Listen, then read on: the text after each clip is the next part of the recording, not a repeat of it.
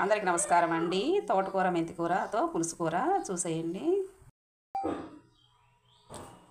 తోటకూర మెంతికూరతో పులుసు కూర అండి. పప్పు ఇది ఎలా చేయాలో చూపిస్తున్నాను. ఈ కందిపప్పు వచ్చేసరికి కొంచెం వేయించాలి, దోరగా వేయించి కడిగి పెట్టుకోవాలి. ఒక గ్లాస్ వాటర్ వేసుకొని ఇక వచ్చేసరికి తోటకూర ఇదండి. ఒక కట్ట, పెద్ద కట్టలో కొంచెం తీసానులే, అదిగోండి.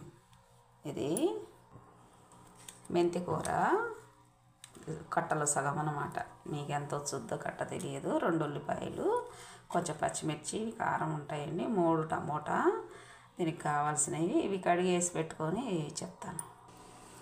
చిన్న కాఫీ గ్లాస్ అండి నేను తీసుకుంది. ఇదిగో వాటర్ తోడండి. ఎక్కువ వాటర్ ఆకుకూరకు పట్టదు. దీంట్లో అన్నీ కలిపేసుకుందాం. ఇక అన్నీ వేసాను. చిటికెడు పసుపు కూడా వేసేసాను.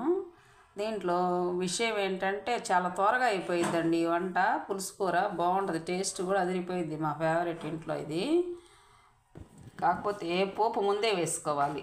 సగం నూనె, సగం నెయ్యి, కొంచెం వెల్లుల్లిపాయ వేసేసి పోపు వేసేసాను. ఇది ఇప్పుడే వేసేసుకోవాలి అన్నమాట. వేసుకొని పెట్టేసుకోవాలి. చాలా త్వరగా అయిపోయిద్ది, పని కూడా తొందరగా అయిపోయిద్ది అనమాట. పోపు వేసానండి. ఒక చిన్న మాట, ఇదిగోండి. చాలామంది ఈ కాడలు వేయకుండా ఆకులు వేసుకుంటారు, కానీ వీటిల్లోనండి అసలైంది ఉండేది. ఇవి ఖచ్చితంగా వాడుకోవాలి. చాలామంది చూస్తున్నాను ఒట్టి ఆకులు దంచేసుకుంటారు, అందుకని చెప్తున్నాను నేను. ఇక ఇదంతా కూడా మనము కుక్కర్ పెట్టేసి ఉడికిన తర్వాత ఎనిపేసుకోవడమే. సాల్ట్ తగినంత సాల్ట్ వేసేసుకొని ఇద్దండి. మెదిగిపోయింది పప్పు, బాగా వచ్చింది చూడండి. దీంట్లో ఒక స్పూనున్నర ఉప్పు వేసుకుందాం.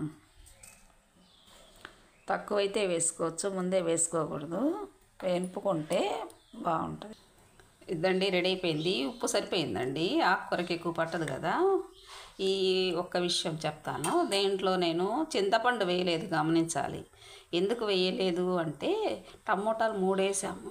3 వేసి మళ్ళీ చింతపండు వేస్తే ఎక్కువ అయింది. కొంచెం క్వాంటిటీ కదా. మనం ఎక్కువ తీసుకున్నప్పుడు మనం చింతపండుకు ఒక ఇత్తు ఒక చెంచం వేసుకుంటే సరిపోయిద్ది అనమాట. ఇక ఏంటంటే ముందే పోపు ఎందుకు వేసుకున్నాము అంటే పోపు వేసుకుంటే ఒక డిఫరెంట్ టేస్ట్ వస్తుంది అనమాట. అందుకని ఇలా పోపు వేస్తాం ఈ తోటకూర మెంతికూరకు. కొన్నిటికి వేసుకోవచ్చు, బాగుంటుంది అది. కొన్ని కాంబినేషన్స్. ఇది మా పాత వంటకం అండి ఇది.